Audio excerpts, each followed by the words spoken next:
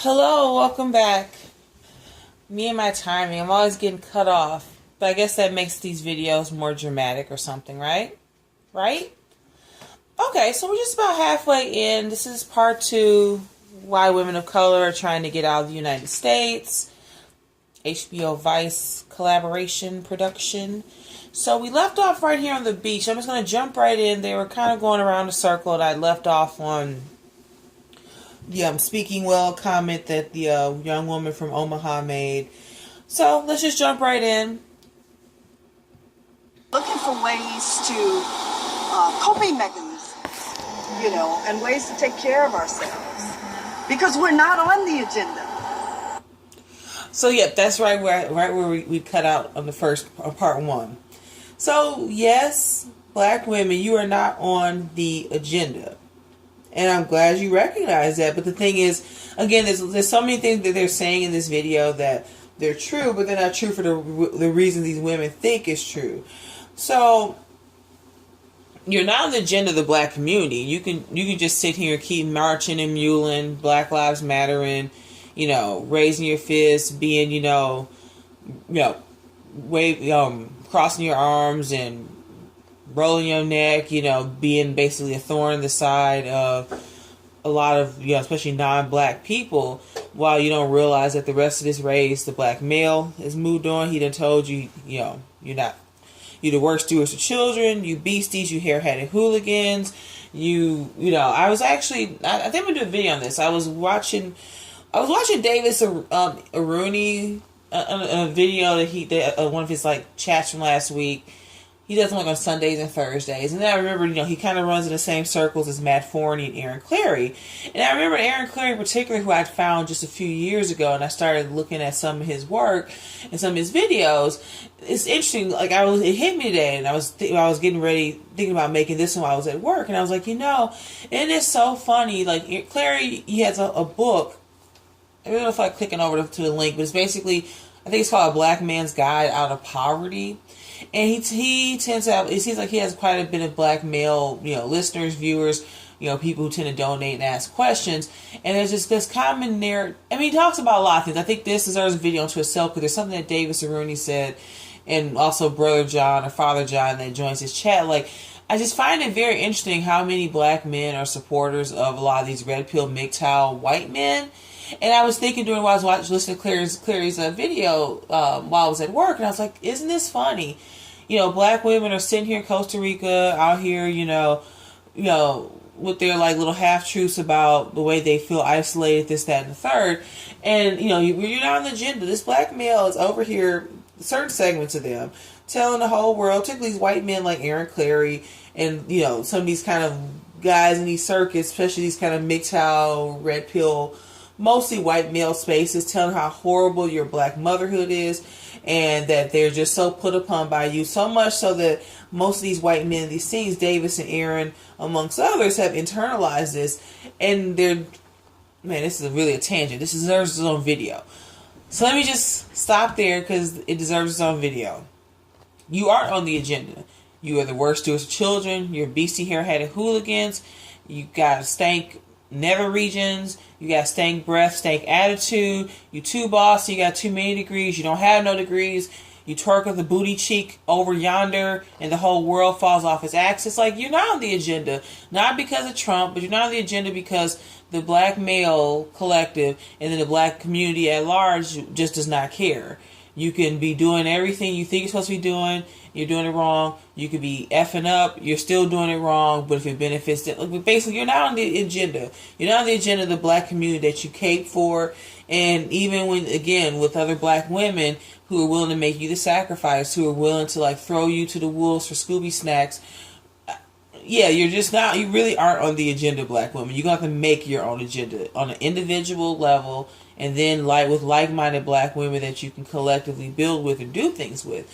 But even that has plenty of its own faults, as has been kind of the topic of this past week or so amongst a lot of black women channels here on YouTube. But anywho, I digress. Let's keep going. Do you feel like you've increasingly lost the ability to see any shot at a relationship with white people? Every time I have a conversation with them, I just pick up on... when a relationship with white people, there's like what, a couple millions of white people on the planet. What does that even mean? That's just a weird question, biracial lady.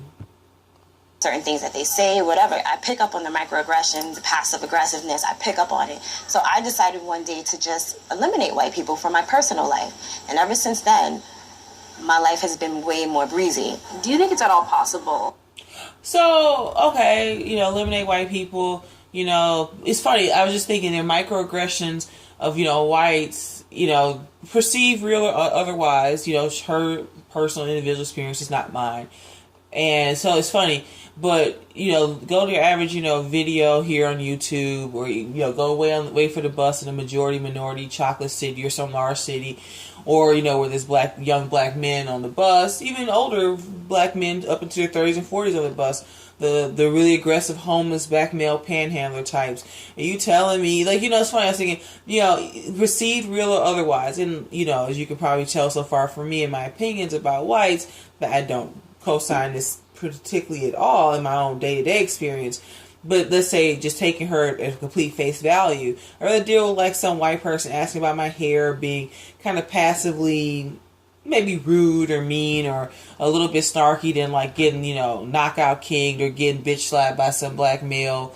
I remember I was getting off the bus, sometimes there's a front door and the back door, and you start lining up typically before your stop, right before your stop, or between, and I was behind this black man, probably about maybe 20s, 30s, and, the bus stops and there's a little jut, and you actually stepped in the back of his, heel. And, it wasn't like one of those situations that was so drastic, but it's just one of those things that happens on a large bus with a lot of people bouncing around.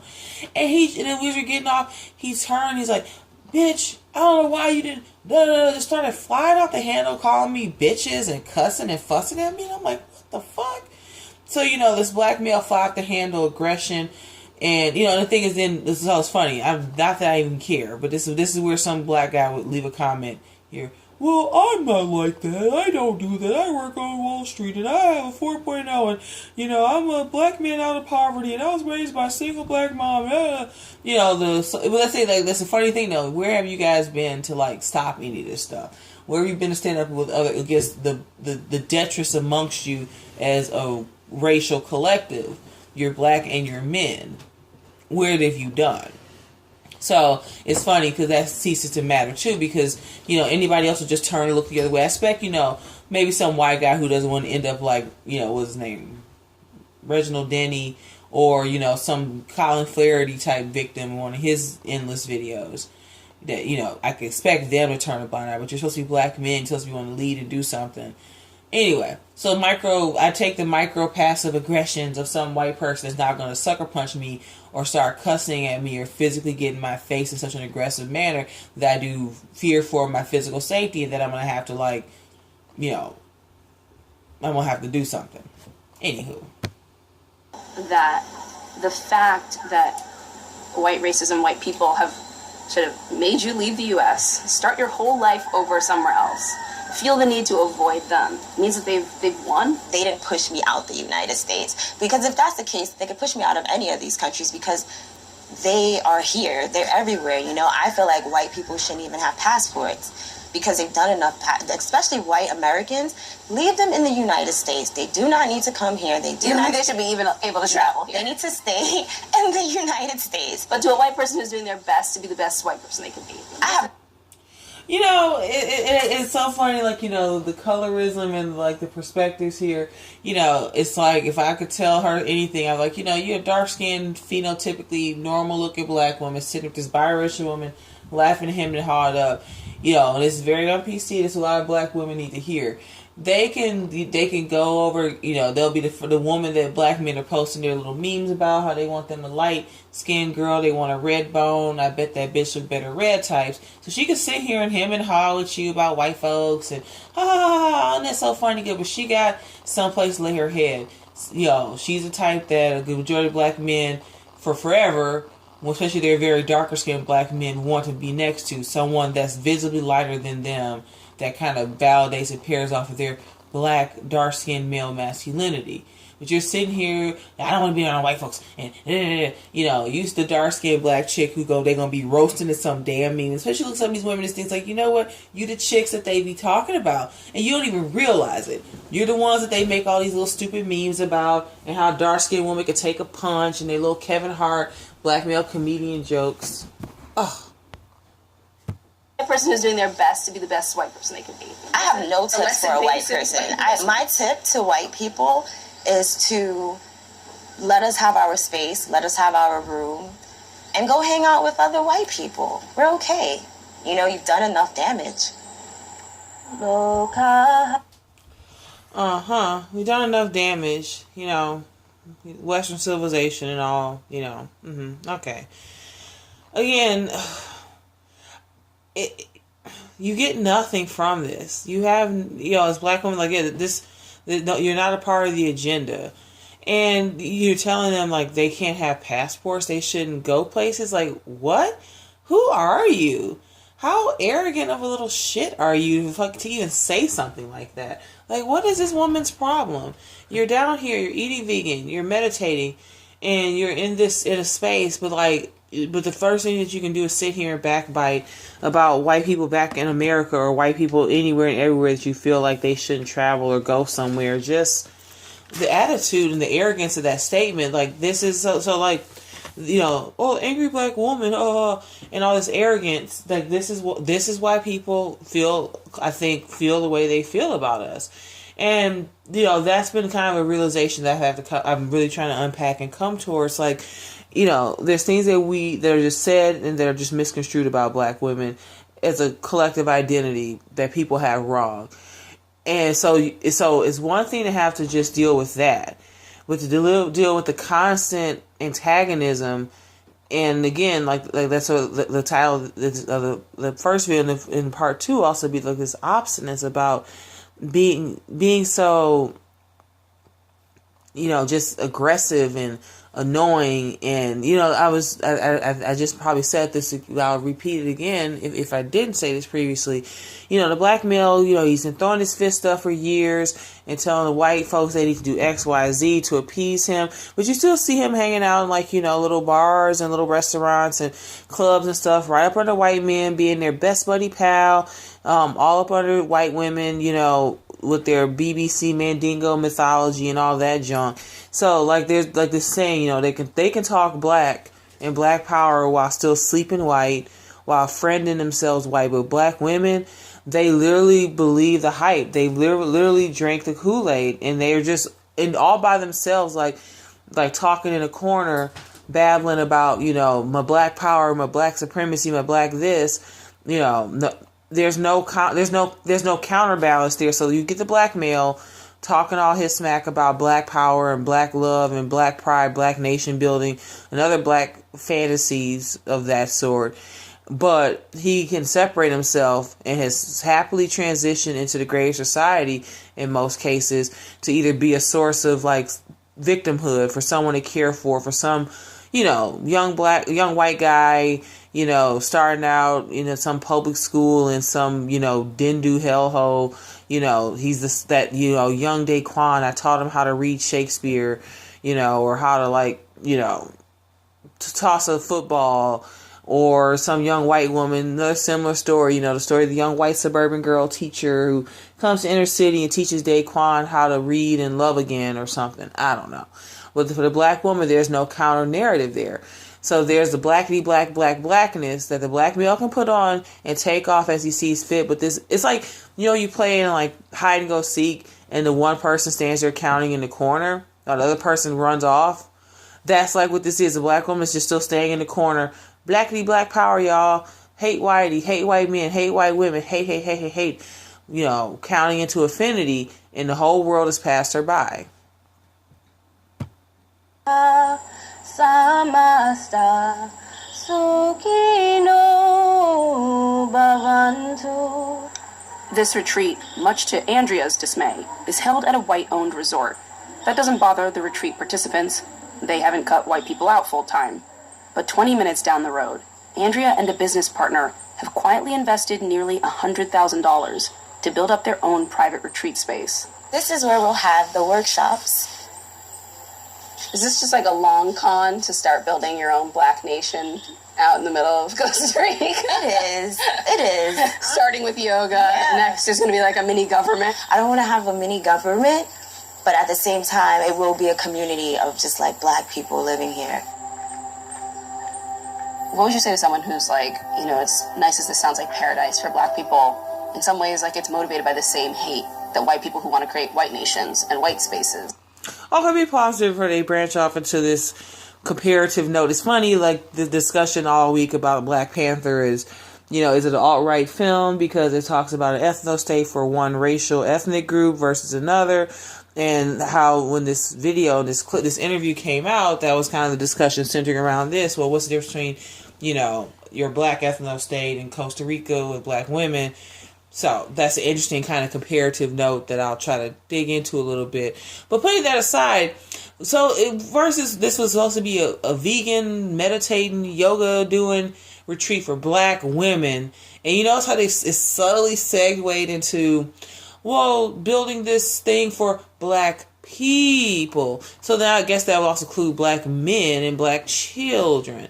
You see how it's almost subtly like the black woman is still tasked with, and also tasking herself with, because if I was her in this instance, everything else aside, I would have said, hold up, this is a black woman's retreat. You know, I guess, you know, children don't even need to be a part of this argument here, but then as far as black men and boys, no, like this. So this started off as just talking about black women centering themselves and healing themselves for whatever, you know, reasons they're doing so, to this just them building black women, you know, like this woman lost her job, got into this, went to Costa Rica, trying to make it into this retreat. It went from black women centering themselves and being the focal point, being sovereign, making, you know, whatever decision for themselves, to this output and this creativity and this work that they put into it now just being up for grabs for black people. I would say it doesn't have anything to do with them. This is about us healing our community. Is it practical to create a black nation? Well, see, then there you go. That's the other thing. So then I just cut off a black nation. Whoa. This was supposed to be black women women of color per the title, getting out of the United States, Costa Rica, meditation, vegan food, yoga. Now it's like this amorphous black nation and black people and stuff. Now she did kind of admit to it herself, and I have a note, and I'm just going to read it. Where does that note at? Let's just read it. Hi, black men ain't trying to be with you dark, snooty, degree having, nappy headed hoes. That's my little ranty comment I wrote when I was first watching this. So yeah, it's something for black people. Yeah, like I said, for these same black women, phenotypically normal, average, not mixed race, exotical, not white. They not white women Wednesdays. They not where the red bones at. Ain't no black males, the typical black male, coming down here to live with these hoes in Costa Rica. Really? But see, it's all, and then since again, like this whole premise of this little shit show documentary with these willfully delusional black women projecting all their own loathing and hate for themselves, other black women, the black male, and the black community at large, issues that belong and need to be healed and addressed within the black race, projecting onto Trump and a greater white society.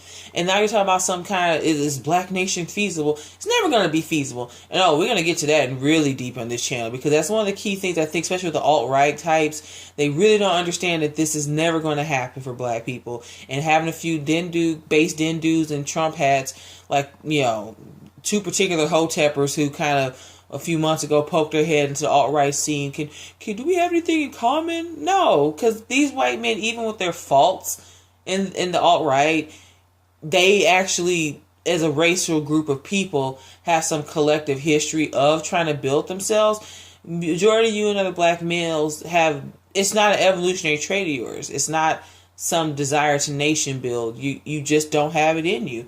For genetic reasons, for bioevolutionary reasons, and for a whole host of other like nature and nurture circumstances.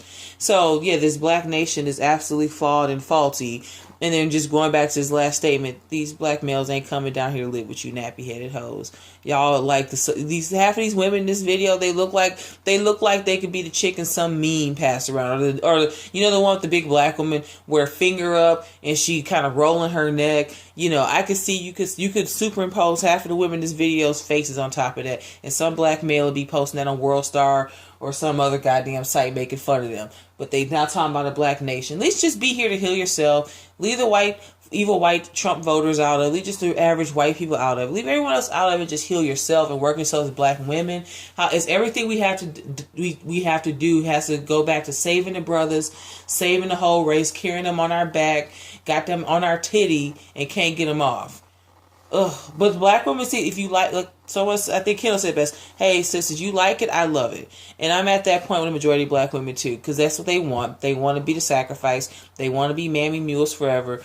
And the majority of them, they're going to burn with the ship, and their body's going to hit the floor right alongside the rest of them.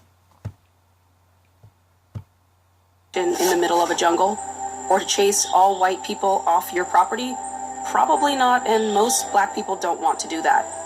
But the feeling... Exactly. Most black people don't want to do it. I think the black woman collectively, if her black male counterpart actually legitimately believed any of these things and was actually legitimately ever going to do it, she'd be just fine with it as well. Because again, a lot of these things that we see, they're so bad with the black race and this black woman in her womb, literally just come from the fact that her male counterpart doesn't want to do any of these things. He gonna talk black and sleep white. Hope you'll be there, you know, on the back end. So after he been ran through, when he spends his good money in years, you know, chasing white women, chasing his paper, chasing the red bones. If your dark-skinned, nappy-headed BCBT 1000 ass will be there on the back end, he'll be happy with that. And since most black women won't ask for anything more than that, or they're like these hoes in this video running their mouths about Trump and white America and taking white people's passports when they know pretty much 90% of their host of their pains, frustration, and loathing lies with other black people. As long as there's this inability to produce, provide, and protect on the black male collective side, enabled by the willful delusion and just complete contrite, hole stick in the mud black woman's behavior, this is how this stays. It's like basically going to just be this loop that continues forever.